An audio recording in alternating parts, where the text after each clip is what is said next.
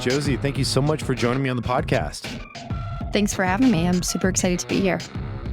Yeah, I really, I'm a big fan of all that you've created over your history, at least as far as I know in the NFT space. But I would love just to start at the very beginning of how you got into this crazy world. Like what led you into NFTs, and just start with your history. Sure.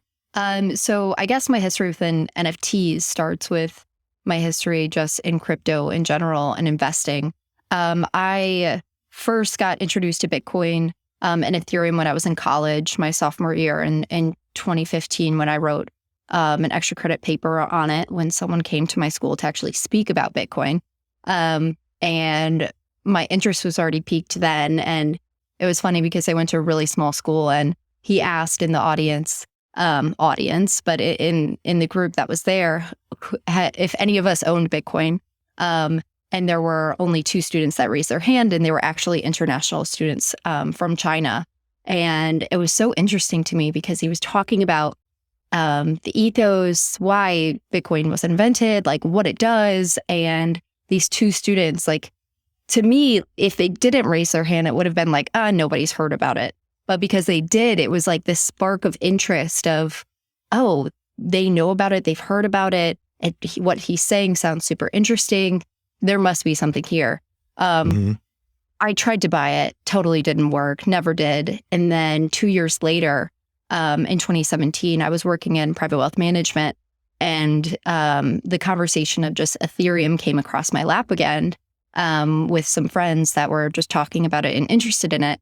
And I had already, I'd been in this space learning about traditional finance and buying and selling securities for folks, and understanding what an accredited investor was, and understanding that I was not one of those people. And even though I had knowledge of all of these assets that I was investing in for other people, I still couldn't do that myself, legally even invest in those. That, to me, once I heard this conversation again and it came up a second time, I was immediately interested. And I wanted to understand everything I could about Bitcoin and Ethereum. And I really started diving down as much as I could. I was going to meetups in Chicago. Really, it was just Bitcoin meetups at the time, but going to any Bitcoin meetup I could. I started investing, a really small amount in Bitcoin and Ethereum. And that really helped me become obsessed with it. It was a small amount, but for me at the time, it was a large amount. I still had a ton of student debt and all of that. And you still remember the price it was trading at back then? Like, I always kind of remember the first price I bought in at. I bought in Ethereum below $80, but I don't remember the exact. And Bitcoin, I don't remember what it was at the exact time, but I remember being in the apartment that I lived in right after I moved from my apartment when I first bought, and Bitcoin was at maybe 1,100. It was really low, compared to now. So it was totally different day, right? And for me, watching those numbers, obviously, like as we get to the end of 2017, and it totally blows up. And I don't even know if I should say some of the other projects that I invested in, because I don't want anyone to come after me. But, being a part of this ICO craze, and seeing all of these things pop up, and seeing, ant shares and 0x and all of these things, and trying to understand what they were building. There was just this whole hype and craze, and you wanted to understand what was going on. You wanted to be a part of it. You're watching the numbers. You're going to these meetups.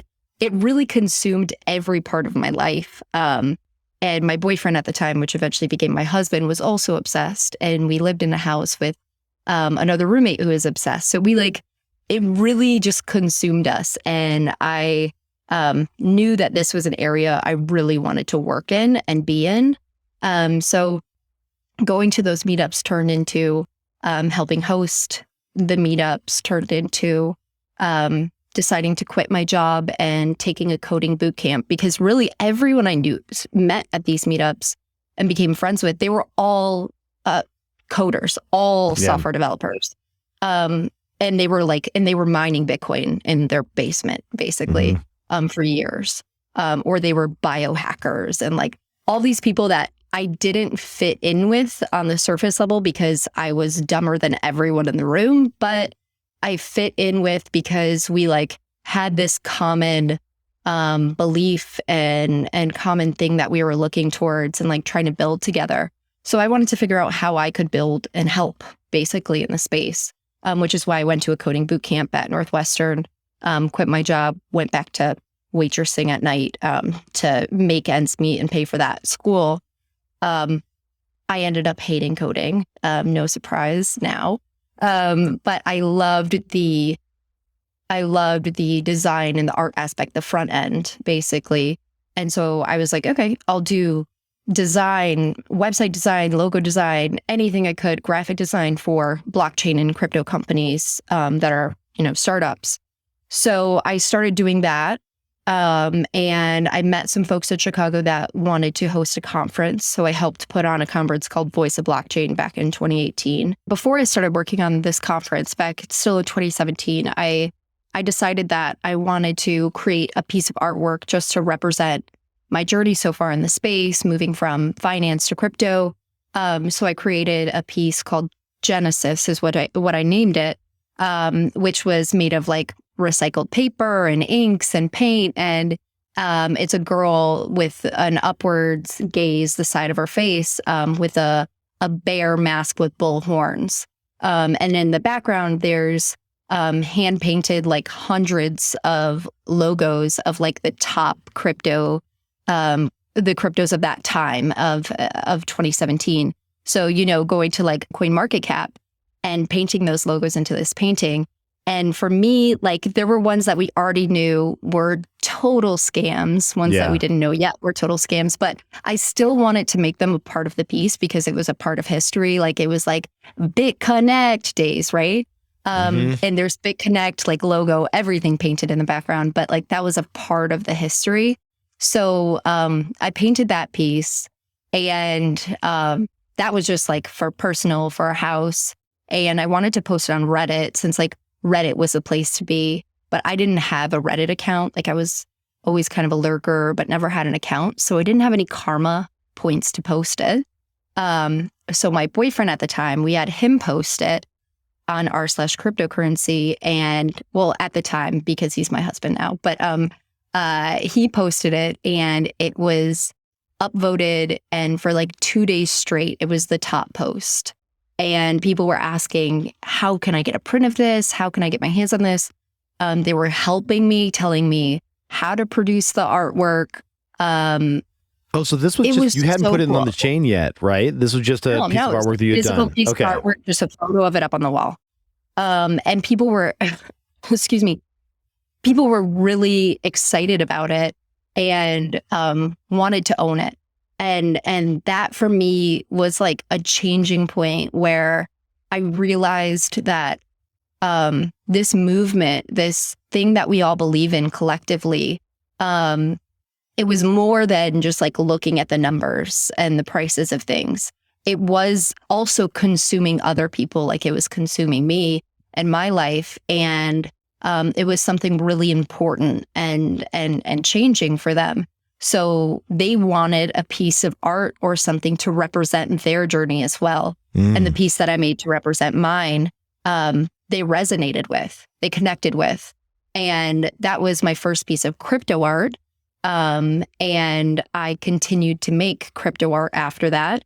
And I showed all of my crypto art publicly together for the first time at this conference in Chicago that I helped put on. And it's funny because and when you say crypto art, real quick, when you say crypto art, you mean art about crypto, not that it was actually on the blockchain at this point. So this is all still physical art. Is that right? Yeah, correct. Okay. Yeah, for me, I've always thought of the meaning, no matter what the medium of the art is. For me, I've only called art crypto art if it has the theme of crypto. Right, like gotcha. Something that is like a beautiful landscape and flowers that is a token, an NFT, to me is not crypto art. And I don't mean that to offend anyone. It's just the way that and I think all of the art and what NFTs are doing and the blockchain is doing, all of this technology is beautiful, and it all makes sense. But for me, like crypto art specifically means that it has the theme of crypto, no matter what. You're being descriptive about it. You're saying it actually has crypto in the art. Yes, right. Right. So yeah, that was the first time all of my artwork was all physical. Paintings, filter, the girl, people know the girl with the gas mask and the dollars all behind her. That's a physical painting with cut up US dollar all behind her. That was not it later, I enhanced it with a digital animation for augmented reality that I later tokenized as an NFT. But that is a physical piece.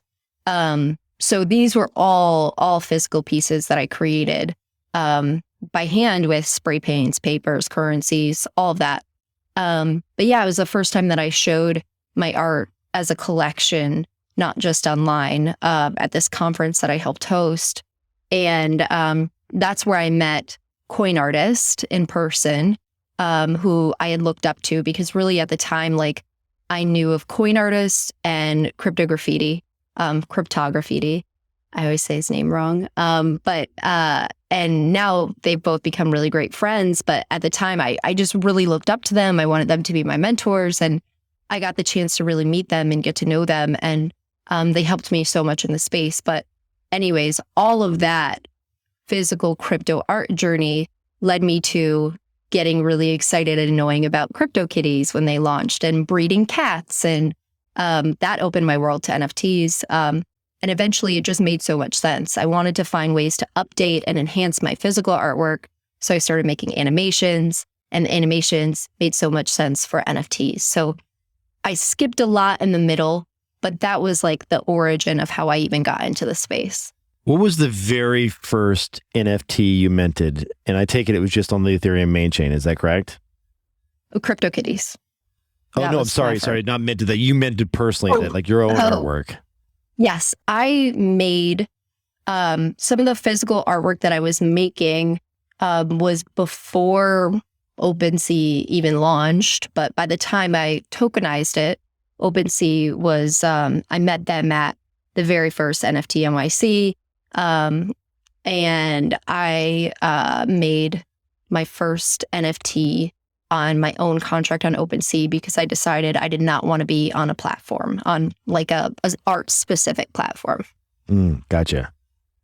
And so when you created that, was that like a big unlock for you, that to see that people were starting to collect your NFTs? Because had you sold any of your physicals at that point, or no? Yes, I had sold my I was selling prints of my physicals, like at that point, like hotcakes, because I was going to every conference possible and lugging around like all of these prints. And basically I was begging at one point for conferences to allow me to have a table. So like conferences back then they had the conference hall where people would talk, and then they had an area of the conference where like these ICO companies or whoever would buy a booth, a table, and then they would, you would go around and get your swag from these tables. You'd get stickers and t-shirts, and they just try to promote their brand and sell you on their platform. Conferences are way different nowadays. Like, it's nothing like that. But there was like this huge like exhibit hall for these booths. And so I would, that were like thousands and thousands of dollars in order to even get one of these tables or this experience, this like exhibit there. So I would basically ask conferences like, hey, I'm an artist, I'm creating crypto art. Would you allow me to have a table? We can work something out, sort of thing. And in the beginning, it was a little tough, but then they just like, I realized that conferences were just like, sure, we'll give you a table to set up somewhere. So I wouldn't even be in the main exhibit hall. They'd put me like in the hallway, like while you're going to the speakers, which actually ended up being even better than the exhibit hall, because you get all the pass-through traffic. So some of these conferences, there's no art there. None of these conferences cared about crypto or thought about. It was like before the craze of NFTs. So like nobody cared or wanted it.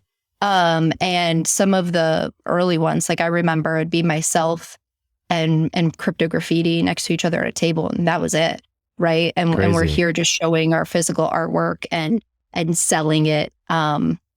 Just taking Bitcoin and Ethereum payments right there, taking down their info and shipping it to people. So I was selling a lot of physical prints, and then also the physical paintings themselves. When I started doing NFTs, the first one was a piece called Tune In, which actually I painted. There's TV screens in the background, and I painted some of the top NFTs of that moment. So I had painted obviously CryptoPunks, which I bought my first CryptoPunk to do that painting a few years ago. So CryptoPunks, I actually started painting it before Autoglyphs launched, but when Autoglyphs launched, I decided to paint an autoglyph in there as well that Jimmy owned. I did CryptoKitties, which is actually how I met Jimmy through that piece. There was Decentraland, CryptoVoxels, Chain Breakers, Baus from Neon District, Plasma Bears, and I'm probably forgetting one. But it was that moment where NFTs people were really excited about, I was starting to get excited about them. They hadn't blown up yet, but that was the first piece that I tokenized and started to do this, bringing the physical really to digital experience. Very cool.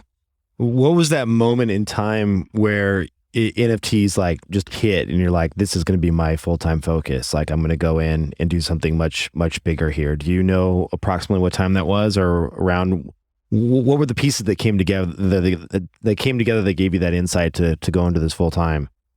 Yeah. So I knew before my NFTs took off, because in the beginning I gave away all my tune-in NFTs were free. I gave them away with a purchase of a print. There were 21 of them. So those were free. And then I've since sold for hundreds of thousands. That's amazing. Then, yeah. And then my next one, I think at the time I had sold them for like $40 each. And like, they were hard to sell because people my physical collectors were like, I don't get NFTs. Doesn't really make sense to me. I don't like Ethereum. Why are you putting Bitcoin art on Ethereum? There was some pushback there. But then I realized that the collector bases were just different. And I started connecting with collectors that were excited about these digital artworks. And I actually convinced a good portion of my physical collectors to come to NFTs and to at least try it out. I was like, what's it going to hurt? Like, I'm trying to give you an NFT for free. Like, just do it. And so a lot of them have told me that my NFTs brought them into this space, which was really, really exciting. And they've since become really massive collectors. But the moment for me that I knew I wanted to do this full time was before my NFTs took off. It was crypto art that really, I was sold after that conference in August of 2018. Like, that was my moment where everything that I had been working on and that I was excited about all clicked, and I knew I was never going to look back from there. NFTs really take off and blowing up and selling for massive amounts. Like, it still blows my mind. It's still crazy.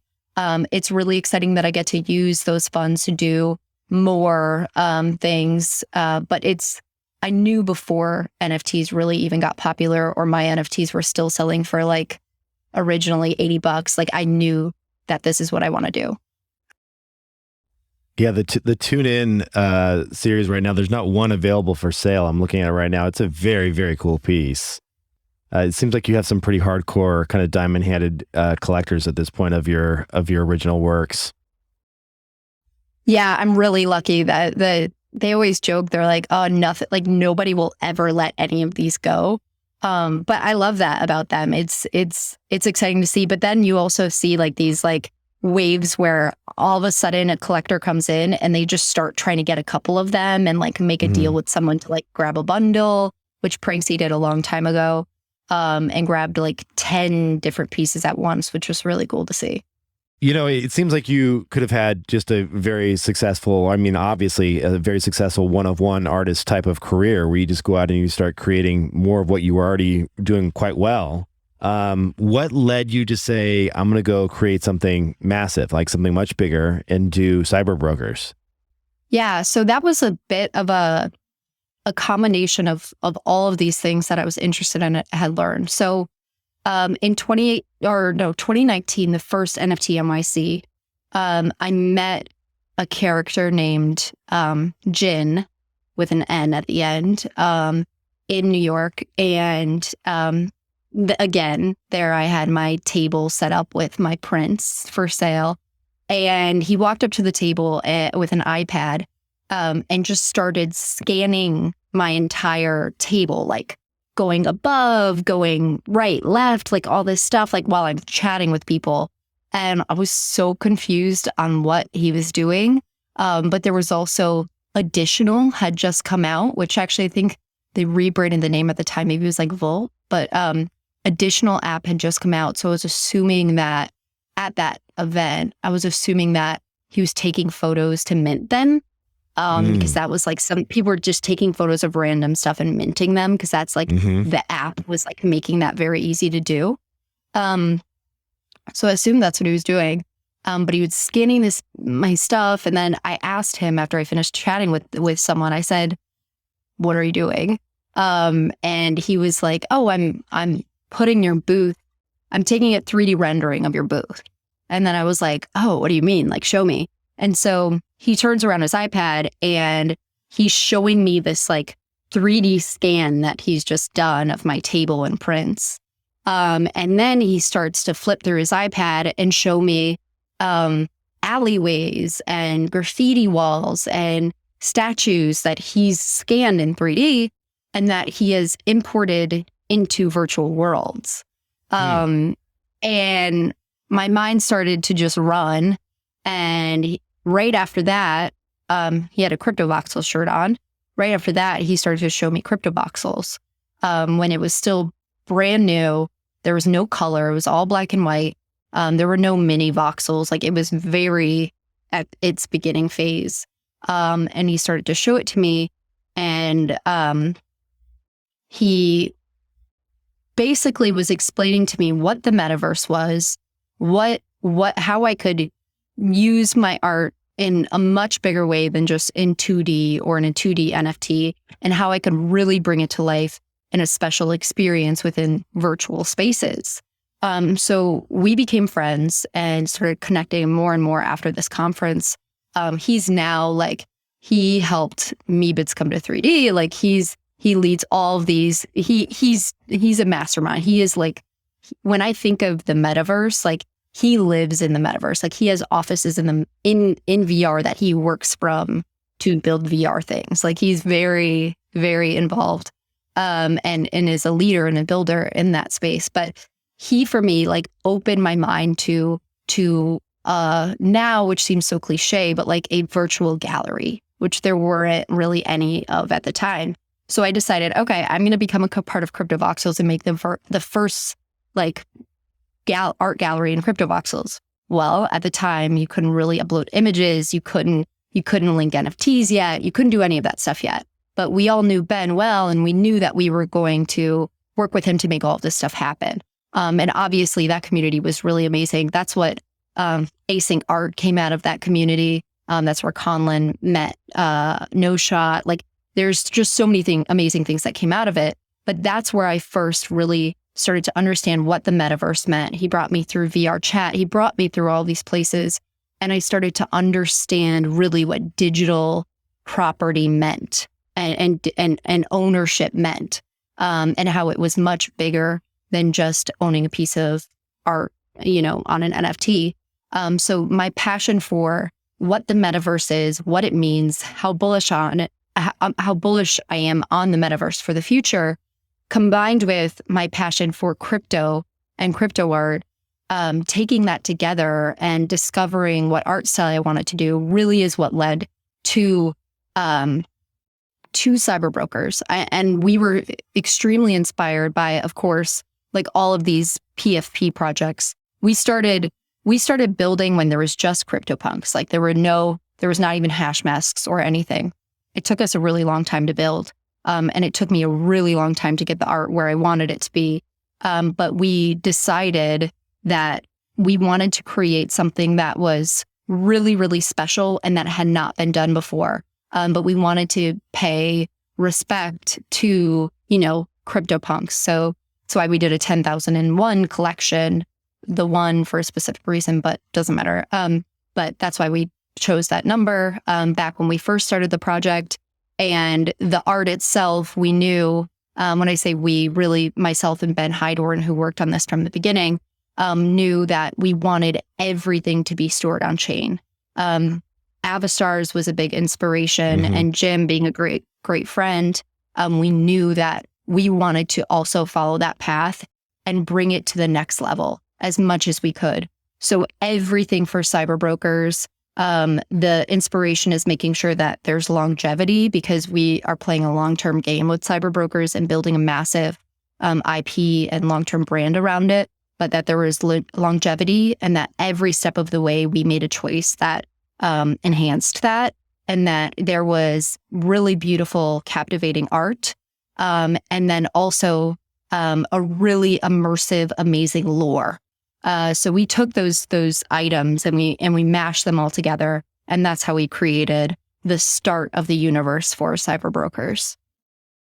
And so I'm curious, in your mind, when you think about where CyberBrokers is today versus where it's going over, say, the next even 6 months, year, 2 years out, what have you all accomplished, and what have you done that's in your mind new and exciting and novel? And then kind of where do you see this going for someone that is looking at this project and saying, I mean, I have a lot of friends, a lot of fellow Flamingo members with me that are massive CyberBrokers collectors, and they're all so excited. And I would love for you to share that vision around kind of where you see this going and get other people excited about your end game here. Yeah. So I guess to start off at like the basic level, CyberBrokers right now is a gamified IP brand. So we have these 3 pillars of content, collectibles, and gaming. Content is really, anchored around this, like I said, immersive and just like capturing lore. We've been able to do that in a lot of really, really special ways already. We have our main storyline. We're also working on comics. Eventually, we are going to be working on animated series. We want our content and our lore to reach everything, to have Bibles of our lore, just talking about the backstory of every single talent that's within CyberBrokers, every single class, all of these characters. And the really cool part is that our community is like a huge part of each of these pillars. And with lore, we have a writer's room that actually is pulled directly from our community, where we have a group of community members that actually write the story with us. But on an even cooler level, we tie in our community as a whole, where we have these monthly quests that our community does. And they get written into the story based on what they do.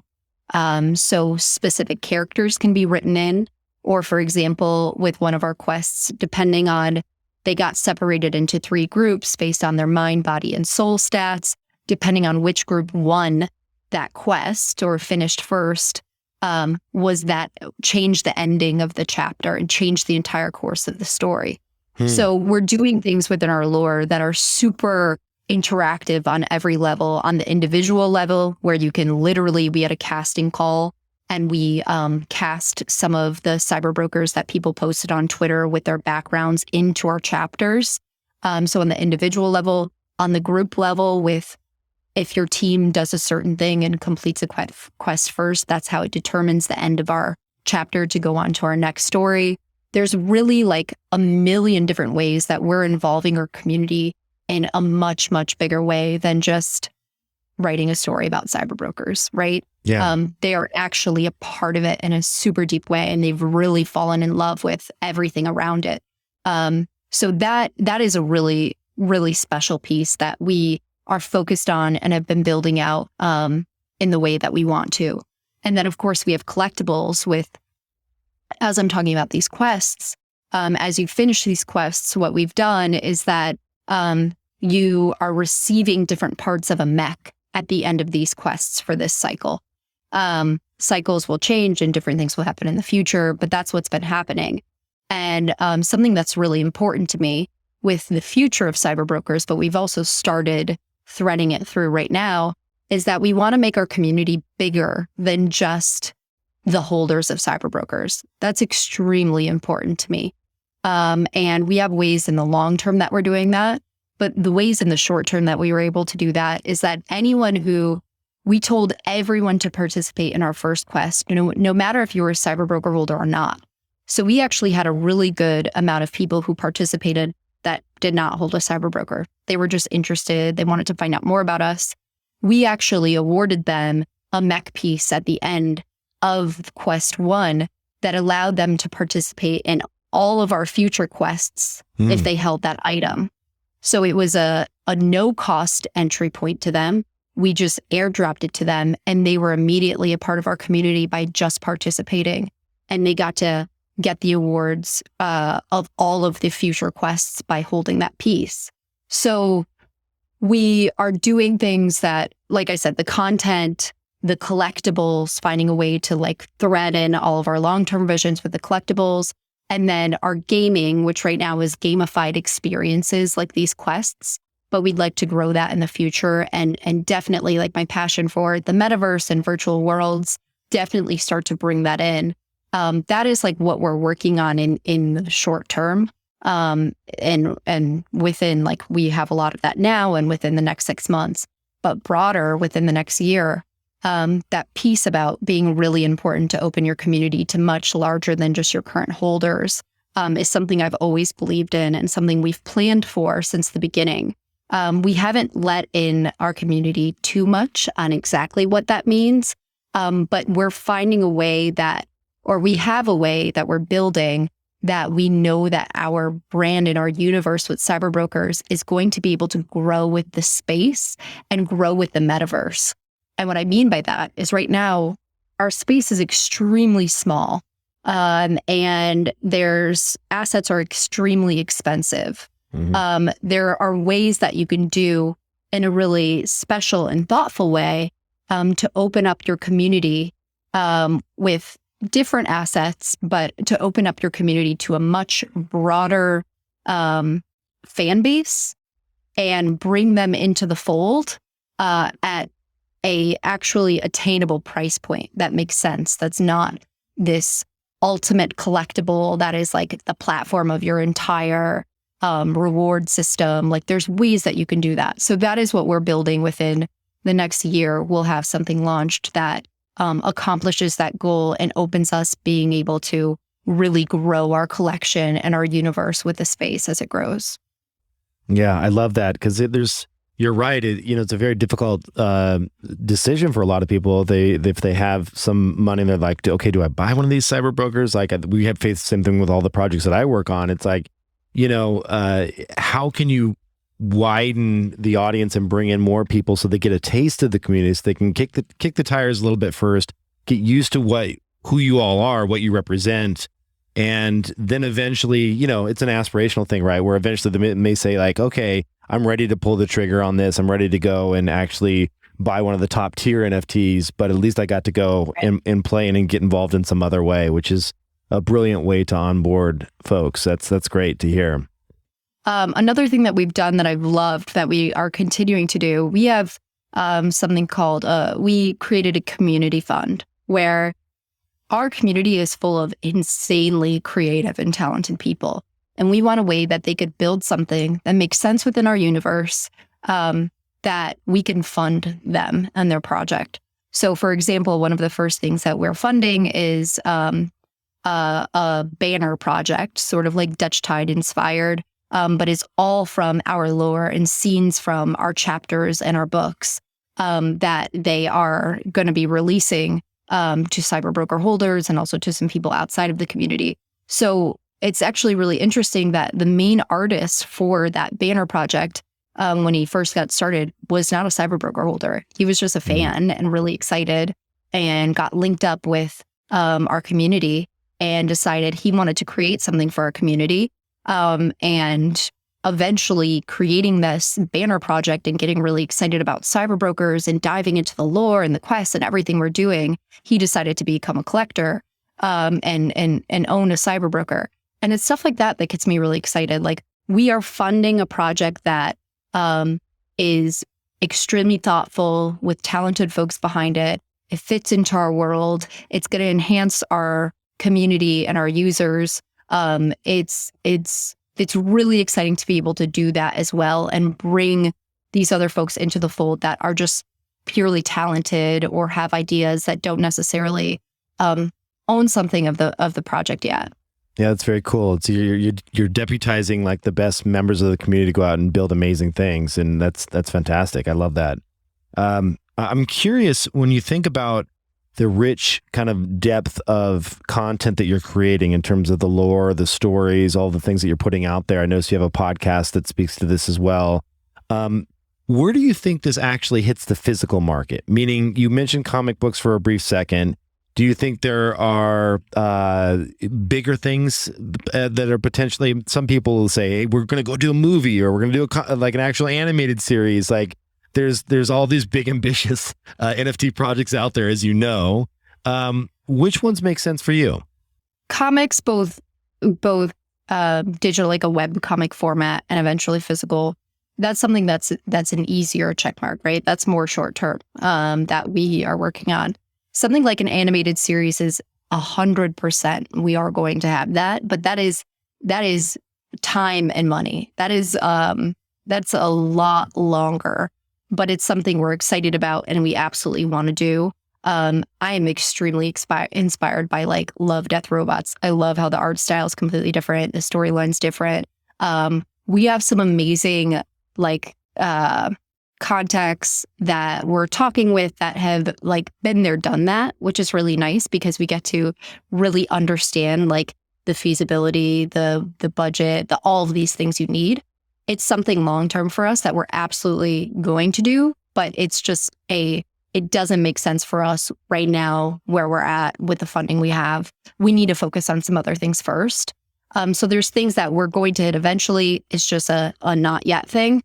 With physicals, that's something that has always been really exciting to me because, like I said, in this journey, I started with the physical and the prints and the t-shirts and the whatnot. And it was a really special way to have not only the digital experience of owning cryptocurrencies, you can have this physical experience that represents your journey. And I think that it's really missing within the NFT space. There's not this like, and I know people are like, physical's old, I don't even have shelf space anymore. But I think there is that space for something that's really special, that's physical. Yeah. And I love that concept. I've been thinking about it for a really long time in a thoughtful and sort of like elevated way to do that. And we've been talking about like, we haven't talked about it too much because overall, like we've always wanted to under promise and over deliver. So we like hold back a lot of details, but there's a project called Mirrorware that we have had planned even, right when we first started talking about CyberBrokers, and what CyberBrokers was going to be and turn into, which is limited edition digital fashion, but then there's also, and not just fashion, but goods. There's also a physical side of that as well. So that is something that is in our 1 year plan from today to get that all kicked off. But that's going to be a different, that's also going to play into some of those things that I told you we have planned to bring our universe to a much larger audience. Those digital goods will also play into that, and there will be physical components of things as well. I think there's also a lot easier ways, like obviously people are doing like merch, like hats. Okay, this is a CyberBrokers hat. It's limited edition. Great. We have some shirts. But I think there's things that we can do that are a bit more elevated. And those are the things I'm really excited about getting to. That's awesome. Well, this is fantastic. I'm curious to know, for those that are listening to this that have yet to take part in your ecosystem, that have yet to jump in your Discord, are you token gated right now? Can people just come right in? Like, what are ways that people can, and how can people get involved in that next kind of like tranche of discovery and missions and things? That is that open soon, or what are the plans for that?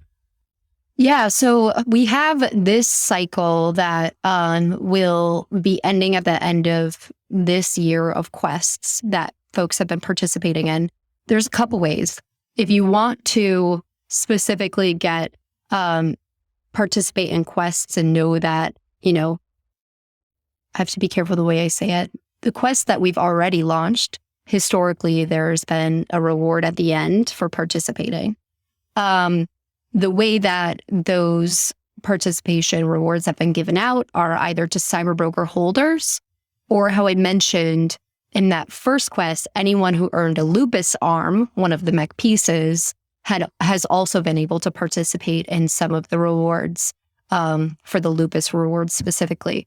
So if a CyberBroker, you want to participate and you want to get these rewards and you want to build mechs, but you don't want to buy everything on secondary market for the mechs, you can get yourself a Lupus arm and participate in the quests from the next one that we have starting this month in just a couple weeks.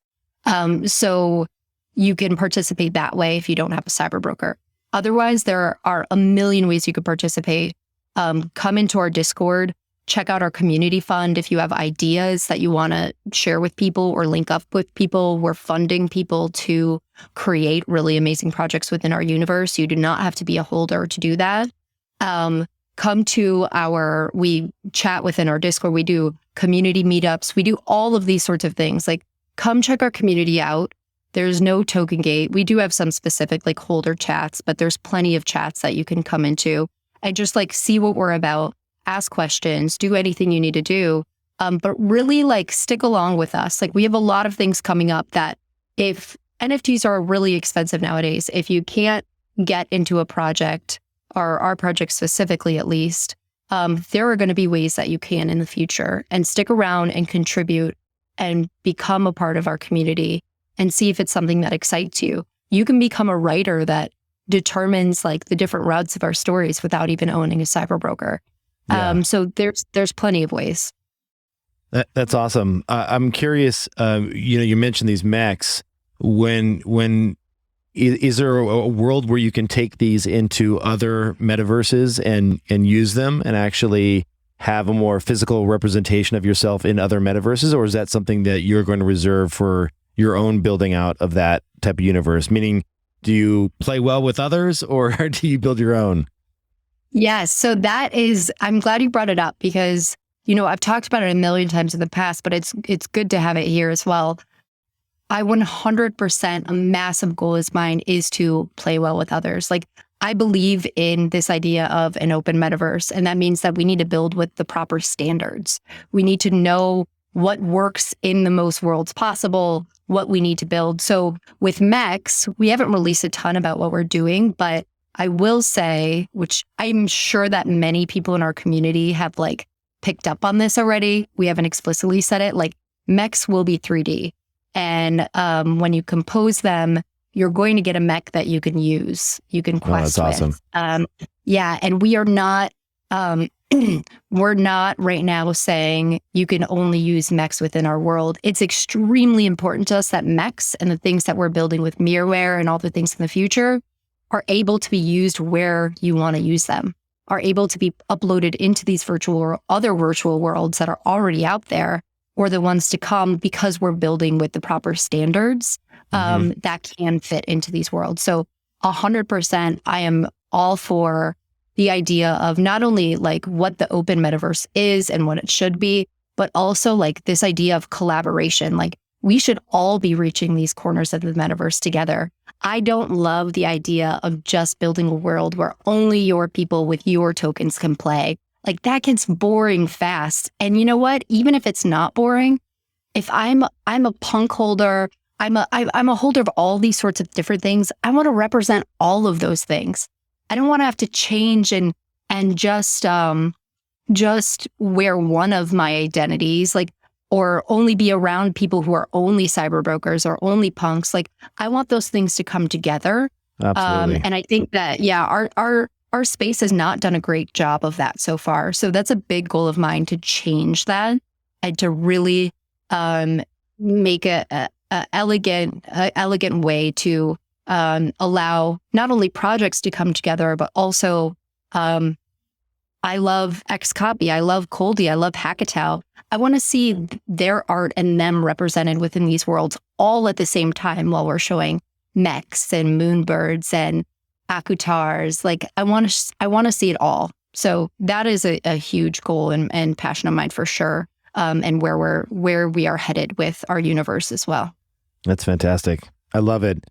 Well, Josie, this has been an awesome interview. I'm in full disclosure. Well, I'll wait for this podcast to come out, but I'm definitely going to pick up a couple CyberBrokers after the podcast comes out. It's great to see you taking on something so ambitious, and also just coming from a background of someone that it's clear that you love this space before there was money to be made in this space, right? You were creating art for the sake of art, and I always love to see that in artists. Like, it's easy to spin up another PFP project just out of nowhere that, like, we're seeing all every day, it seems like. Yeah. But you've been doing this for a long time. You're now a quote unquote OG in the space, and thanks for doing everything that you do. It's a really cool, inclusive project that you're building.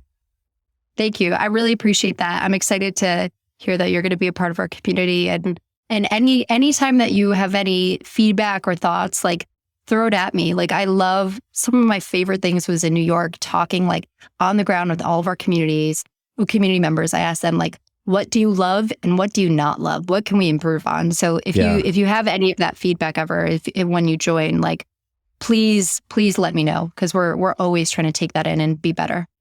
Yeah, I love that. Yeah, but I also share your belief that, like, the space is so small, no one has to fail for us to win, right? And I think that we need to embrace that and support each other, and that's what we try to do at Proof. And it's not always about moonbirds and the stuff that we're creating. Let's lift up and elevate all projects, credible projects, and artists together, Yeah, absolutely. Well, I'm glad that we're on the same page there. Yeah. Well, thanks for being on the show. Really appreciate it.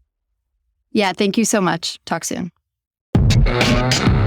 All right, that is it for this episode. Thanks so much for tuning in. If you would like to help us out, head on over to proof.xyz and click on the reviews button at the very top and leave us a 5-star review. Thanks so much. Take care.